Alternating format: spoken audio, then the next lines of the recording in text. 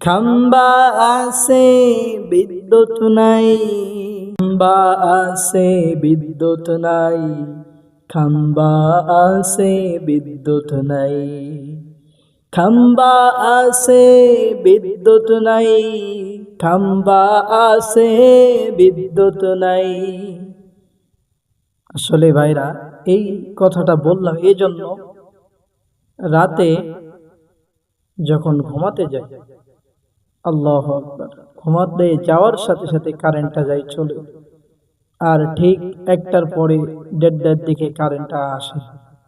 সারাদিনে তো আল্লাহর রহমতে কারেন্ট তো থাকেই না, কারেন্ট শুধু যায় আর আসে। আচ্ছা বলুন তো দেখি, এই প্রচন্ড গরমে রাতে ঘুম যদি না পড়তে পারি, আবার এদিকে ফজরের নামাজ, কিভাবে কিভাবে উঠবো আমরা? ফজরের নামাজে উঠতে গিয়ে তো আমাদের অনেক কষ্ট হয়ে যায়। রাতে ঘুম যদি না হয়, ঘুম যদি পরিপূর্ণভাবে না হয়, তাহলে কিন্তু রাতে ওঠা যায় না।